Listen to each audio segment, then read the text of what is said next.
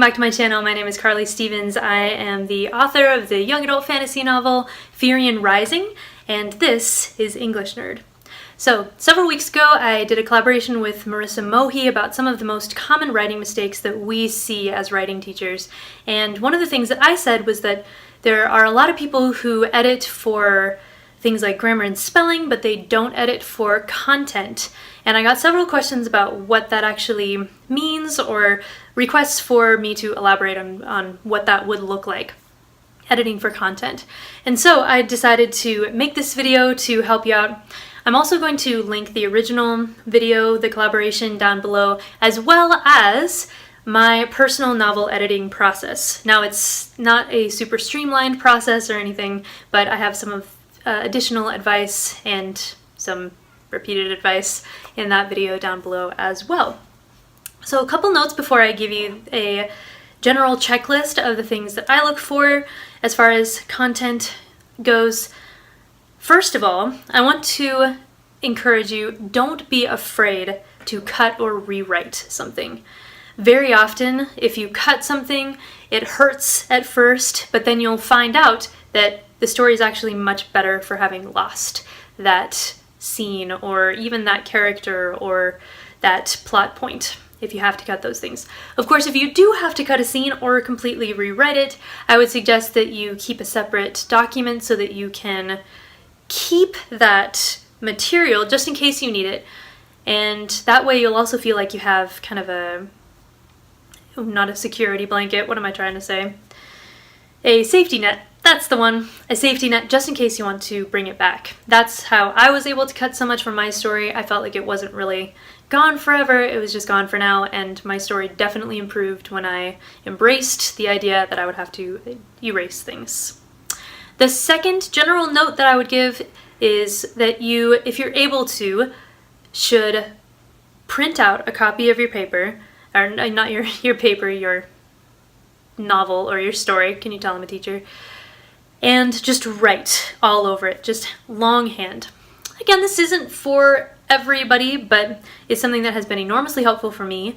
And I think that once you see your work in a different format, so instead of on a computer, on a piece of paper, you can catch a lot more things more effectively that way as well, because you have a different part of your brain that's engaged. So if you're able to, I would suggest that you do that. Write questions in the margins, bracket things that are really working well. Make sure that you are crossing out things that can be crossed out. Just absolutely go to town on that printed work. My third general note is that you should, again, if you're able to and if this resonates with you, I think you should read books about writing or listen to podcasts or watch YouTube videos. Basically, keep educating yourself about what it takes to be a great writer. Now, I have been writing since I was very young, and I studied English, and I'm an English teacher now, but that does not mean that I know everything there is to know about writing. In fact, as soon as I feel like I'm getting kind of close to the top of that mountain, there are vistas that I can see beyond, and I start realizing, oh wait, there's a ton more to learn than that. So if you would like any recommendations for podcasts or books that have been helpful to me, I do have another video that actually talks about YouTube and channels and podcasts that I've really been enjoying.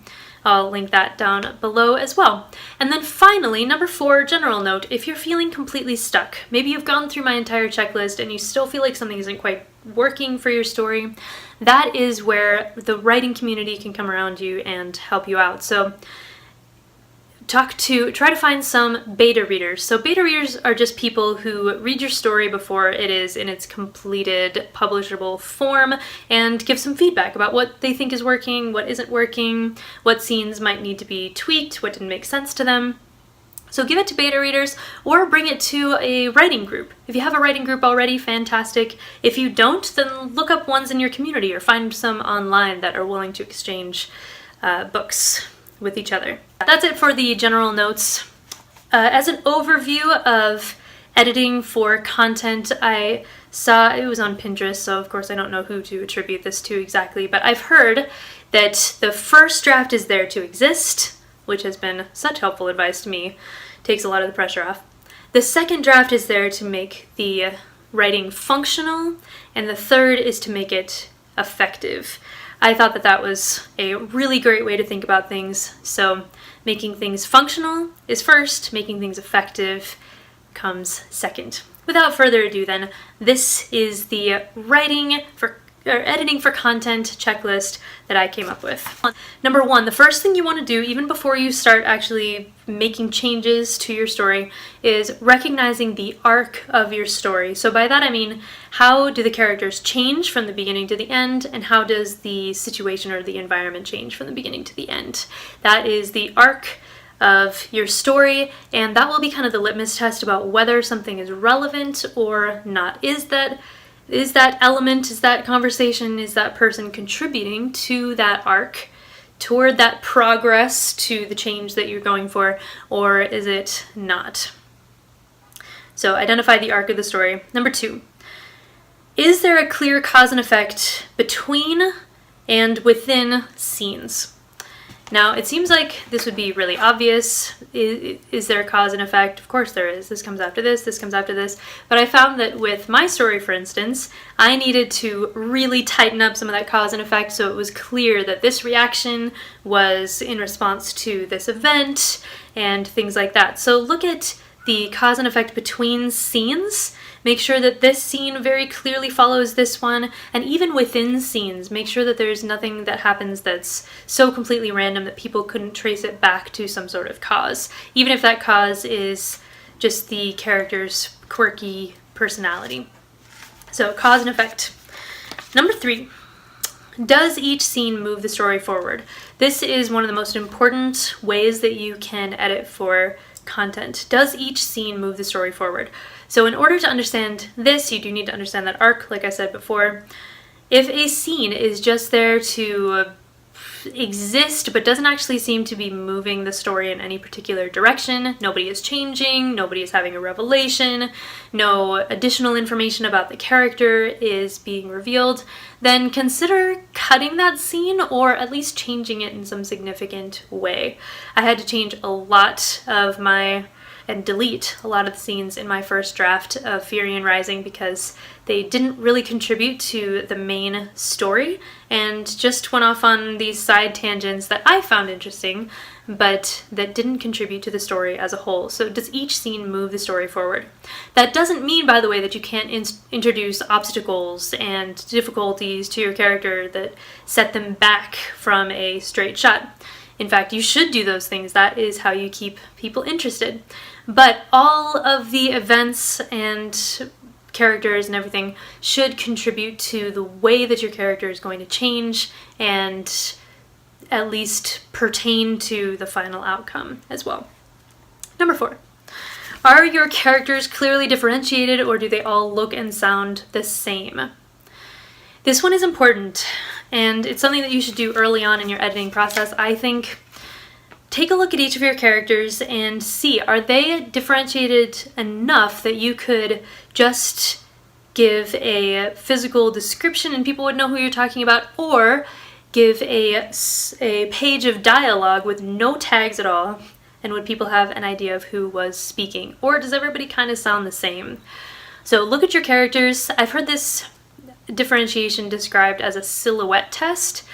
I think that pertains more to art than it does to painting or digital art, more than novels, but it made sense in my mind. I pictured all of my characters in a lineup with just the silhouette and not anything else filled in, and maybe their voices as well, and would I be able to distinguish one character from another?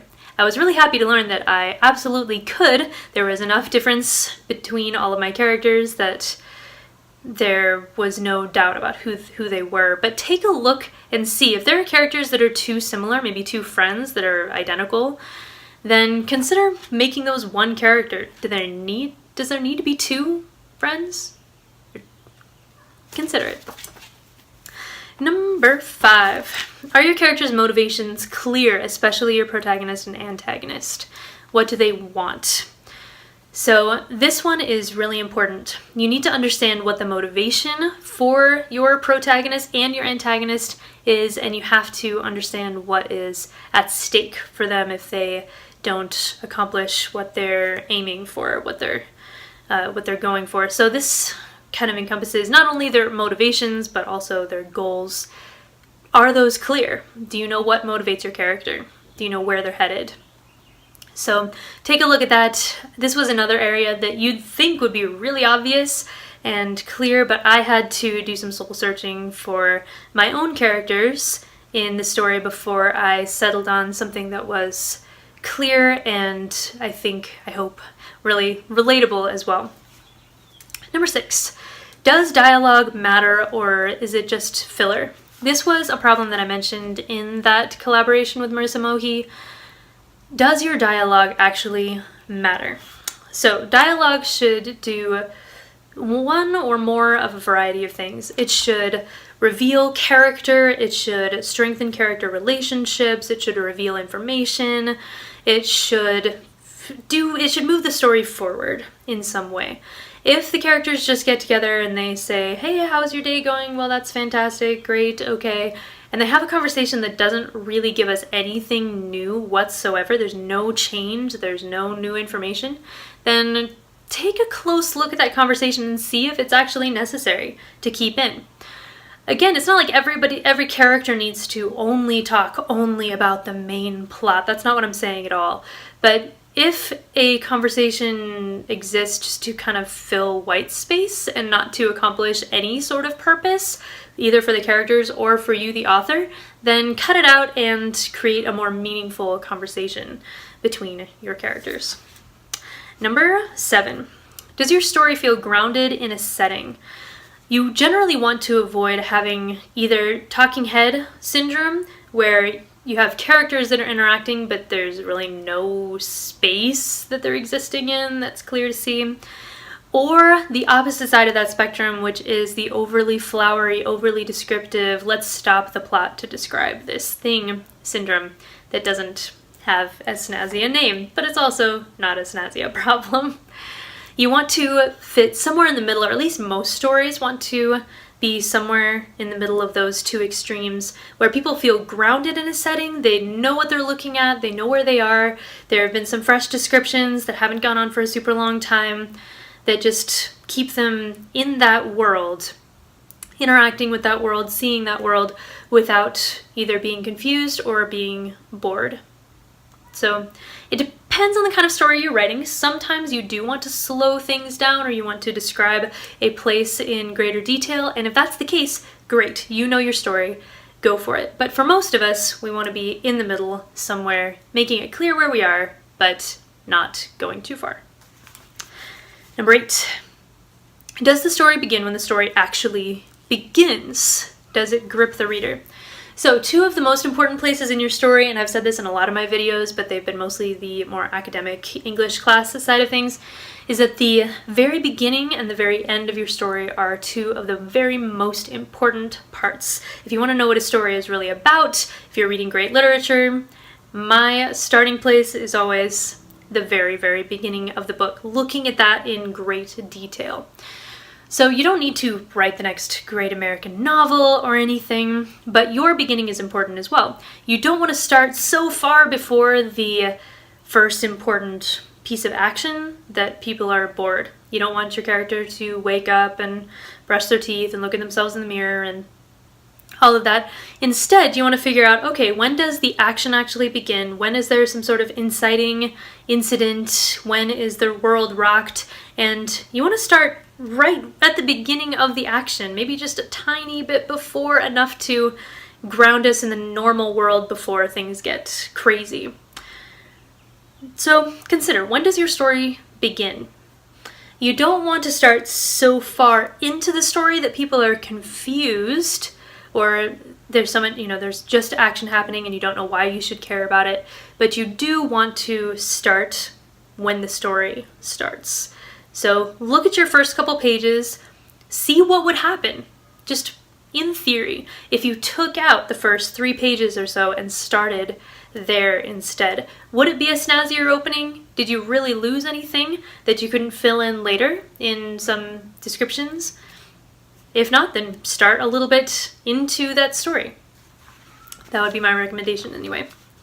Most writing advice is pretty subjective, so I think these are great rules of thumb, but if you have a good reason to break any of these, then you're the author. You feel free to break those.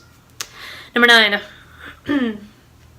Does the climax reflect the main point of the story or the change in the protagonist? Okay, so you're looking at the major climactic scene at the end of your story. Does that have something to do with the actual change, that story arc that I mentioned? Does that have something to do with the change in the character or the overall point that you're trying to make with your story? It's not like every story needs to have some very clear moral necessarily, but if you do have something that you want to explicitly express through your story, and you should have something, does that climax reflect that idea? So instead of having a sudden throwaway battle, for instance, at the end of your story, does the climactic action have something to do with your character enough to speak to their change that happens over the story, or the change in the environment? If that doesn't make sense, let me know below and I'll do my best to kind of re-explain any one of these points or give examples. Okay, number 10. Are the stakes clear? So every story has stakes. The stakes might be a broken heart, or they could be a family's honor, or they could be any number of things, but the stakes ought to be clear in your story. If you're not sure whether the stakes are clear, this is a great place to bring in that writing community to ask if they can understand what's at stake for the characters if they don't succeed in their mission. So this is kind of related to one of those earlier points, but I wanted to bring that in as well.